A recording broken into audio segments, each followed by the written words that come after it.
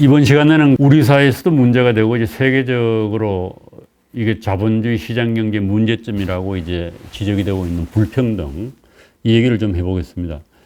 여기 이제 이 얘기할 사람은 크게 두 사람인데요. 존 롤스하고 우리나라의 이제 유명하게 된 프랑스의 경제학자 토마 피케티입니다. 2014년도에 그 21세기 자본이라고 하는 책을 냈고, 또 최근에는 피케티가 이제 쓴 책으로 사회주의가 시급하다, 이런 책도 우리나라 말로 번역되어 나왔습니다. 넓은 의미에서 보게 되면은 이 정의론을 쓴 존 롤스는 자유주의 진영에 속합니다.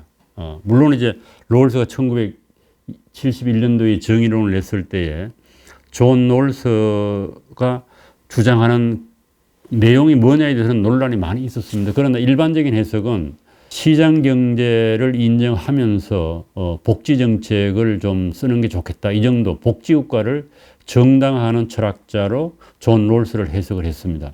그런 의미에서 본다고 하면 이제 자유주의 영역에 머물 수 있는 거겠죠.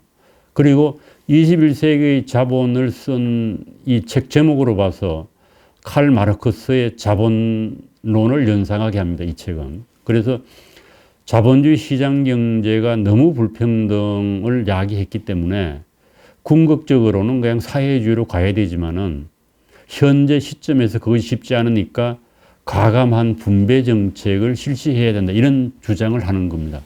대단히 가감한 분배 정책. 뭐 어디까지 이제 세금으로 거둬야 된다는 얘기는 구체적으로 하지 않고 있습니다만은 뭐 거의 다 그냥 자본가들의 이익을 빼앗아 가지고 나누어 가져야 된다, 이제 이런 얘기를 할 정도로 토마 피케티는 자본주의에 대한 불신의 감정이 강하다고 볼 수가 있습니다. 이 자유주의에서는 불평등을 보는 관점이 두 가지예요. 하나는 우리가 이제 고전적 자유주의라고 하는 아담 스미스의 전통에 따르는 사람들, 널리 얘기하고 있는 하이에크라든지 그 다음에 그 밀턴 프리드만, 이런 사람들은 빈곤 해결하기 위해서는 복지가 필요하다. 소위 말하면은 자유시장 경제라고 하는 것은 무엇을 내다 파는 거예요. 그래서 팔아서 그 돈을 받는 거죠. 교환을 하는 거죠.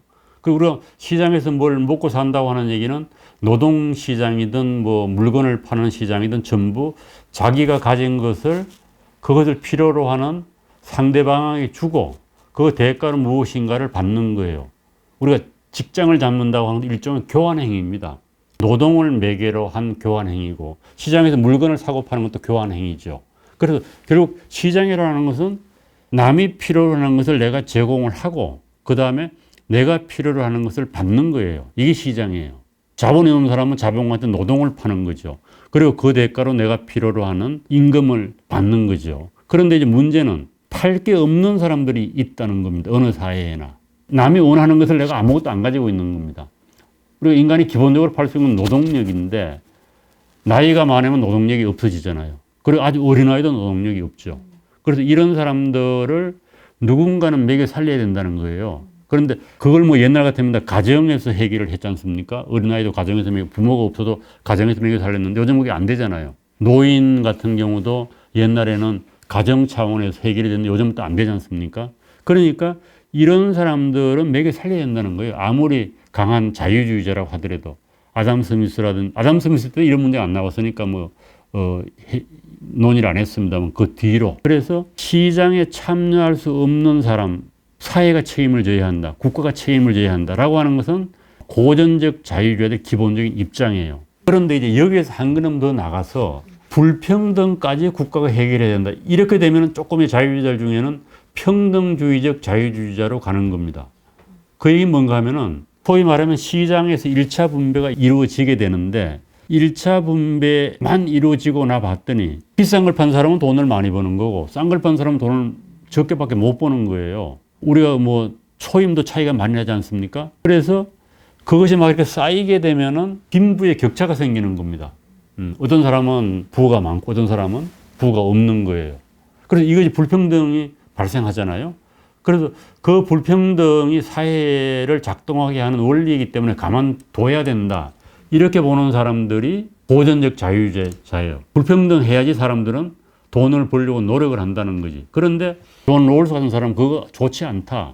이 간격이 너무 크면은 사회가 붕괴가 된다는 거예요. 통합이 안 되고. 그래서 이걸 정부가 나서 가지고 2차 분배를 해야 된다는 거예요. 우리 요즘 그거 많이 하잖아요. 그걸 복지국가라고 이제 부르잖아요. 그래서 정부가 돈을 많이 버는 사람들한테 세금을 거두어 가지고 그것을 여러 형태로 나누어 주는 겁니다.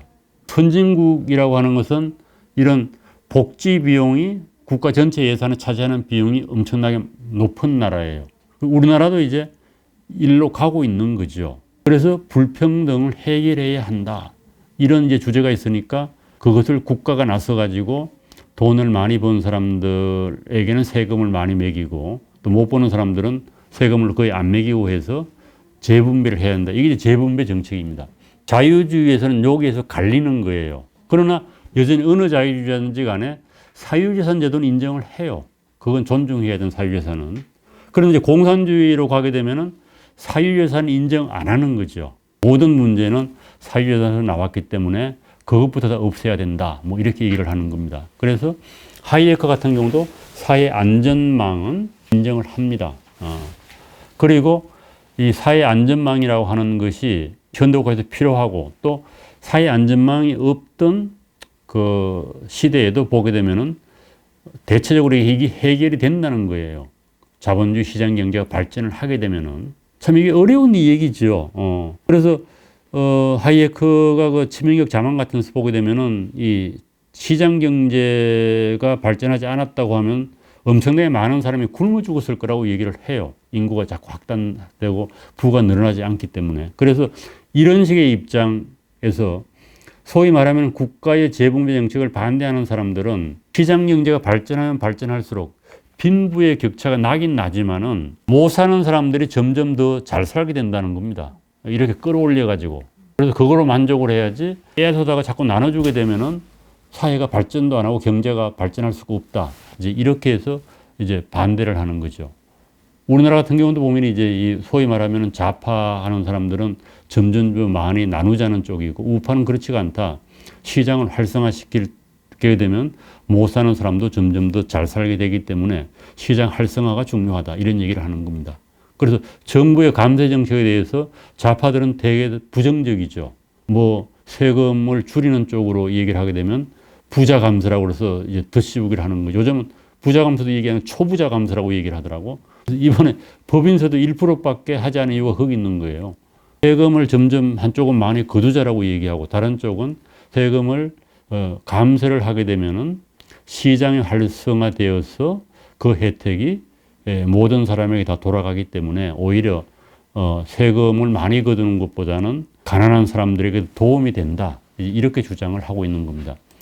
그래서 이제 이 고전적 자유주의자들은 자발적 복지는 그냥 좋다고 얘기를 합니다.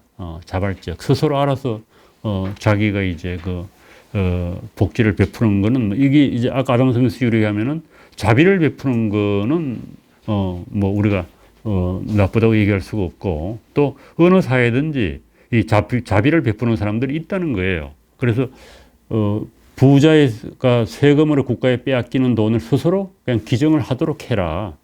이런 얘기입니다. 그래서 그 부자들이 베푸는 손의 혁명을 일으킬 것을 요청을 합니다. 어떻게 보면은 이것도 상당 정도의 이제 가능성이 있는 거죠. 돈을 번 사람들이 그 돈을 사회에 다시 돌려주는 그리고 탐욕의 문화가 아니라 긍정의 문화로 이행이 돼야 된다. 그래서 너무 이제 이 잘 사는 사람들을 제약시하고 범죄시하는 이런 문화 풍토는 좀 더 바뀌어야 될 필요가 있지 않겠는가 하는 생각을 하게 됩니다. 부자들 다 도둑놈으로 보는 이런 사회가 발전하기 어려운 거죠, 사실은. 그래서 이런 이제 풍조에 대해서 자본주의 시장 경제에 대해서 빈부격차가 발생하는 걸로 한쪽에서는 어느 정도 빈부격차를 용인을 하고 아주 못 사는 사람들만 도와주자 이렇게 주장을 하거나 또 어느 한쪽에 대해서는 정부가 좀 더 적극적으로 나서서 재분배 정책을 써야 된다 이렇게 주장을 하는 사람들이 있어요. 이걸 자유주의자들이라고 그랬죠. 그런데 이거 둘 다 마음에 안 드는 사람들이 있다는 거예요. 그것이 바로 이제 21세기 자본을 쓴 토마 피케티 얘기입니다. 이 피케티가 많은 지지를 받고 관심을 받았던 이유는 구체적으로 통계 자료를 가지고 자신의 주장을 내세웠어요. 21세기 자본을 보게 되면요. 1970년대 이후에 선진국에서 소득 불평등이 크게 증가했다는 거예요. 수치적으로 봐서 그렇다는 겁니다. 특히 미국에서는 2000년대 들어 소득 집중도가 1910년 수준 아니면은 사실 그 시대보다 더 높은 수준으로 되돌아갔다는 얘기입니다. 이 초기 자본주의거든요. 1910년도면은. 그래서 빈부의 격차가 엄청나게 많이 났다는 거예요. 과거 300년 동안에. 그래서 과거 300년 동안에 부와 소득의 분배에 대한 구체적인 자료를 분석해가지고 세계적으로 불평등이 심화되고 있다고 얘기를 합니다. 장기간 자료를 분석을 통해서 부와 소득이 불평등하게 분배되었고, 그렇기 때문에 강력한 정부 정책을 통해서 어느 때에는 불평등이 완화되었다는 것을 객관적으로 보여줬다는 겁니다. 그러니까 국가가 나서가지고 재분배 정책을 막 쓰게 되면은 불평등이 완화가 되고, 또 가만 내버려두면 불평등이 증가가 되기 때문에 지금은 국가가 나서가지고 과감하게 이제 불평등 해소 정책을 써야 된다는 거예요. 이런 얘기를 이제 하고 있는 겁니다. 그래서 심화되는 불평등을 수치적으로 이렇게 이 얘기를 하고 있습니다. 이게 사람들이 이렇게 얘기하면 열받는 거죠. 상위 10% 계층이 1910년대, 20년대에는 국민소득의 45%에서 50%를 차지하고 있다는 겁니다. 이것도 많은 거지, 어떻게 보면은. 상위 10%가. 그러나 40년대 말에 이들의 몫은 30에서 35%로 줄어들었다는 거예요. 이때 이제 우리가 미국으로 보게 되면은 왜 루즈벨트 대통령이 나타나가지고 막 그 정책을 쓰잖아요. 재분배 정책을. 그래서 국가가 나서가지고. 그래서 이 부의 그 불평등이 완화가 됐다가 50년대, 70년대 사이에는 40년대 말로 안정을 찾았다가 70년대부터 시작을 해서 80년대 오게 되면 불평등이 증가해가지고 2010년도에 오게 되면은 상위 10%의 몫은 국민소득의 45%에서 50%가 됐다니까 1910년대로 되돌아간 게 되는 겁니다. 이걸 이제 되돌리자는 거죠, 이 사람은. 물론 뭐 여러 가지 정책적인 제안을 합니다. 그리고 실제 또 우리나라에서도 이제 그 통계를 낸 분들이 보게 되면 우리나라 같은 경우도 불평등이 더 증가가 됐다고 얘기를 해요. 이런 통계가 이제 나와 있나 봐요, 우리나라 같은 경우도. 우리나라의 성인 인구 가운데 자산의 상위 1% 또는 10%가 전체 자산에서 차지하는 비중은 2000년도, 2007년에 평균 24% 또는 63.3%에서 10%가 그런 거예요. 이건 그 미국보다 더 센 거죠. 2010년도, 10년도에는 25.1%가 됐다는 겁니다. 그래서 우리나라에도 자산을 지금 얘기하고 있으니까 1%가 25%를 가지고 있다는 얘기입니다. 그래서 소득 불평등이 심하다 이렇게 얘기를 해요. 그런데 이거 이제 소득 불평등을 내는 통계자료는 여러 가지인 것 같아요. 그래서 어떤 사람은 불평등이 심화가 됐다고 주장을 하는 어떤 사람은 안 되고 또 통계라고 하는 건 또 여러 가지로 봐가지고 조작이 될 수도 있고 이래가지고 논란이 있습니다만은 여하튼 우리나라에서도 이 불평등이 심화되고 있는 것은 사실인 것 같습니다. 그래서 이걸 이제 어떻게 해결해야 되냐 해서 불평등을 해소하기 위해서 다양한 정책들이 나오고 정부가 바뀔 때마다 서로 다른 정책을 쓰고 있습니다. 그래서 이제 이 피케티는 심화되는 불평등을 해결할 수 있는 방법으로 소득, 자본, 상속 자산에 대해서 높은 누진세를 매기자고 얘기를 합니다. 소득도만 90% 정도의 세금을 매기자고 얘기를 해요. 지금 우리가 지금 35%인가요? 최고 세율이? 소득세가? 그 정도가 됩니까? 그래서 그거를 점점 높이자는 거죠. 90%면 거의 누가 뭐 일을 안 할 정도로 다 뺏어가는 건데 상속세도 똑같습니다. 우리 상속세가 지금 최고 세율이 65%까지 가나요? 45%에서 뭘 하면 어쩌고 해서 대단히 높습니다. 우리나라 상속세가 없는 나라도 있거든요. 그래서 요즘 일각에서 보면 이제 상속세를 없애자고 하는 주장도 나오는 것 같습니다. OECD 국가 중에 12개인가 10몇 개가 상속세가 없습니다. 그래서 피케티는 이제 세금으로 이걸 일단 한번 해결해 보자. 이제 이런 주장을 하고 있습니다. 부와 소득의 불평등에 대한 이제 피케티. 이렇게 얘기를 하고 이제 존 롤스 같은 경우는 복지국가를 얘기했다가 이제 그 뒤에 가면 재산 소유 민주주의 이제 이런 것을 얘기하는데 이건 또 다른 얘기여서 그냥 넘어가기로 하겠습니다. 그런데 재미있는 건 존 롤스의 정의론은 이제 어떻게 보면은 현대 자유주의 국가에서 가장 지지를 많이 받고 있는 이론인 것 같아요.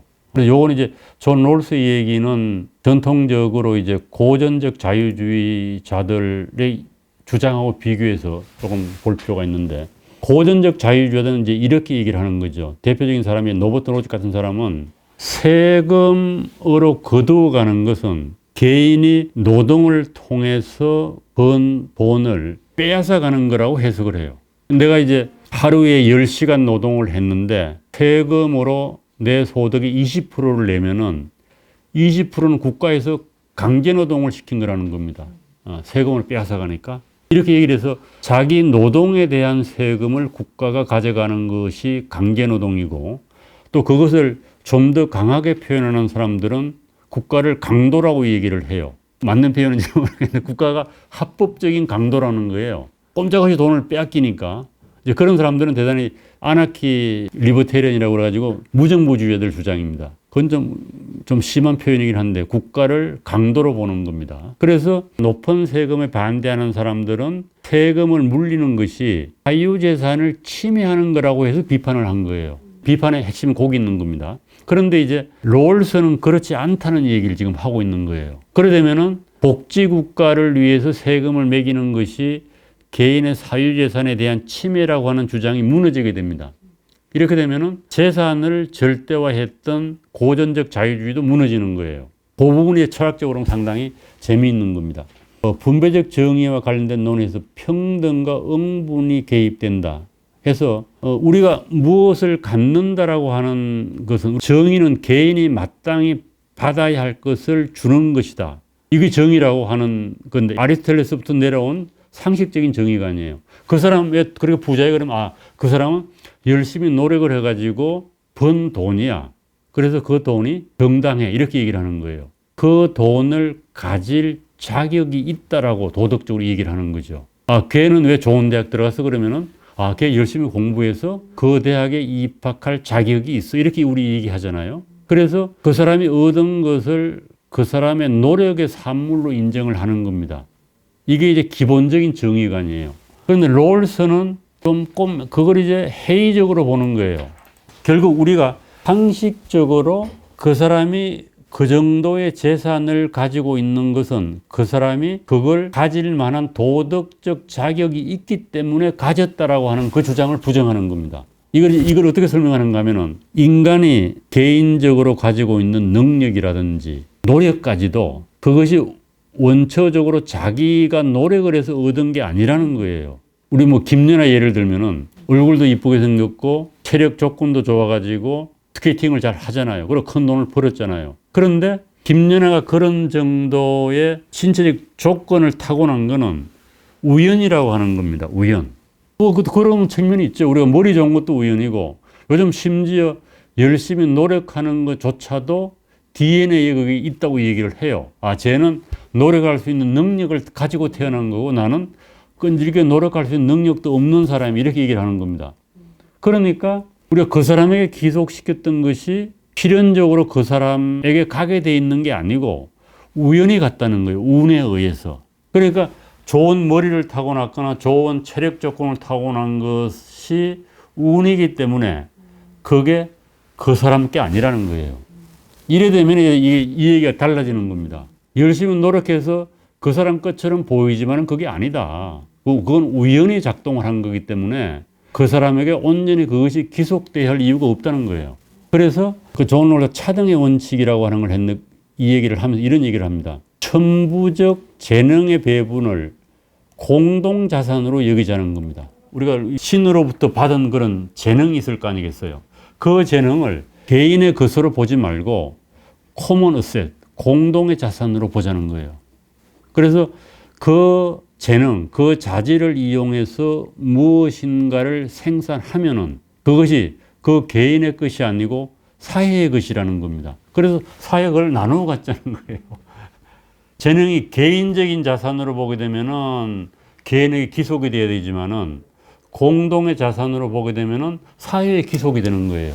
그래서 그것을 나누는 거는 사유재산의 침해가 아니라는 겁니다. 그리고 공공의 이익을 위해서 사용되어야 한다. 탁월한 능력이라고 하는 것이. 그러면 우리가 이렇게 얘기할 수 있어요. 그러면은 그걸 다 뺏어가지고 가서 100% 나누어 가지면 안 되는 이렇게 얘기를 할 수 있겠죠. 그럼 사회가 더 이익이 아니냐. 그런데 이제 존 롤스는 그렇게 얘기를 합니다. 그걸 100%다 뺏어가면 그 사람이 노력을 안 한다는 거예요. 재능을 타고난 사람이 노력을 안 한다.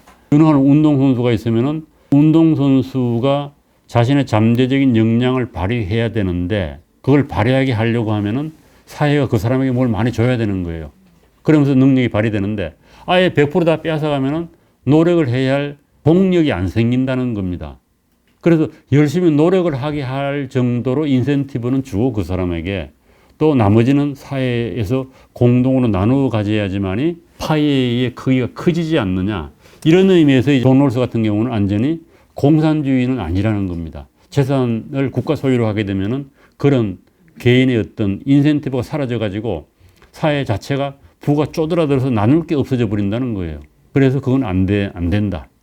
그래서 열심히 일하게 하고 일부는 좀 나누어 갖자 이렇게 얘기를 하는 겁니다. 그래서 철학적으로 보면은 뭐 그 얘기가 그인 것 같아도 적어도 국가가 세금을 통해서 거두어서 재분배 정책을 시행하는 것에 대해서 그것이 개인의 사유재산에 대한 침해다 이런 얘기는 하지 말라는 겁니다.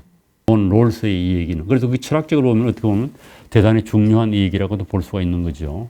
그래서 오늘날에 와서는 어느 사회나 이제 이 분배 문제를 해결은 해야 되는 것 같아요. 그러나 그걸 이제 어떤 방식으로 해결할 것인가에 대해서는 대단히 이제 그 철학적으로 논란이 많고 정치적으로 논란이 많습니다. 그래서 흔히 말하는 이제 보수주의자 우파에서는 이 분배 문제를 주요 의제로 삼지 않는 것 같은데 이것도 의제로 삼아야 된다. 이 분배 문제를 좌파에게 뺏기게 되면 그만큼 밀리게 된다. 이렇게 얘기를 해볼 수 있는 겁니다. 그러니까 우파 입장에서도 분배론을 가지고 있어야 되는 거죠. 그래서 제일 뭐 이제 결론적으로 조금 얘기를 하게 되면은 이 복지 문제는 대단히 포퓰리즘의 성격을 가지고 있어요. 이게 선거를 하기 때문에 그런 겁니다. 우리나라 가만히 보게 되면은 우파에서 복지 정책을 포기한 적이 없습니다. 경제 민주화도 그렇고 복지 정책을 안 펴겠다고 얘기하는 사람 왜 그런가 하면은 좌파 쪽에서 막 나눠주겠다고 얘기하는데 안 나눠주겠다고 얘기하면 표가 안 나오잖아요. 그래서 어떤지 간에 이제 현대 국가는 복지 국가로 가는 거예요. 다만 그게 정도의 문제일 뿐이라는 거죠. 선거가 없으면은 이게 좀 상황이 바뀔 텐데 수시로 선거를 하기 때문에 표를 위한 복지 확대는 지속적으로 되고 있는 겁니다. 그런데 여기서 이제 중요한 거는 그 복지가 지속 가능하냐 안 하냐라고 하는 겁니다. 얼마나 그렇게 할 수 있느냐라고 하는 거죠. 그래서 우파 쪽에서 이제 얘기할 수 있는 복지는 보편적 복지가 아니고 선별적 복지를 하자는 거죠. 모든 사람에게 다 주는 복지가 아니라 못 사는 사람을 중심으로 복지 정책을 펴자는 거. 이게 우파 복지입니다. 그런데 그거는 또 표는 안 돼. 이 문제는 거기 있는 거예요. 예를 들면은 현재 이제 대학생들의 반값 등록금 박근혜 정부 때 시작이 된 거거든요. 그 전에 이제 공약으로 나와가지고 그 문재인하고 붙었을 때 박근혜가 붙었을 때 이길 때 문재인 쪽에서 좌파 쪽에서 뭔가 하면 모든 학생들에게 다 반값 등록금을 해주겠다고 그랬어요. 그때 이제 박근혜는 조금 차별한다고 해서 다는 아니고 못 사는 사람 70%를 해주겠다 이렇게 인간이 선별적 복지로 간 거거든요. 그러나 거기다가 대고 우리는 반값 등록금 없다 이렇게 할 수는 없는 거예요. 그러나 은밀하게 선별적 복지를 하려고 하면은 대학생들한테 반값 등록금을 해줄 게 아니고 대학을 못 간 사람들한테 주는 것이 더 원리적으로 맞는 거죠. 대학 고등학교 졸업하고 못 간 사람들이 많잖아요.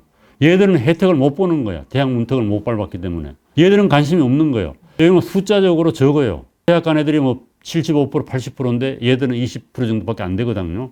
그러니까 그런 주장이 안 나오는 거예요. 표가 안 되는 거예요. 그래서 이게 참 딜레마가 있는 거죠. 결국은 표를 위한 복지 확대가 되는 겁니다. 기본소득도 그런 거고. 그래서 이렇게 해서 망한 나라들이 이제 우리가 보면 아르헨티나 뭐 이렇게 얘기하잖아요. 지금 아르헨티나 축구 이겼다고 좋아하는데 인플레이션이 100%가 됐다고 그러더라고, 거기에는. 올해만 하더라도. 그래서 현 정부가 들어와서 한 얘기가 이제 이건 뭐 저는 표는 잘 만들었다고 보는데 정치 복지에서 약자 복지로 이런 말을 사용하더라고요. 그래서 표를 얻기 위한 복지가 아니라 진정으로 필요로 하는 사람들 이런 약자들을 위한 복지를 하겠다. 이런 얘기를 한 걸로 봐서 그거는 어떻게 보면 보편적 복지에서 선별 복지라고 하는 말, 다른 말을 표현한 겁니다. 그래서 정치 복지에서 약자 복지하는 건 상당히 잘된 구호가 아닌가 저는 그렇게 생각을 합니다. 그래서 자유주의 쪽에서도 사회적으로 못 사는 사람들, 빈곤한 사람들, 이런 사람들을 책임지는 정책을 내놔야 되지 않나라고 하는 생각을 하게 됩니다. 감사합니다.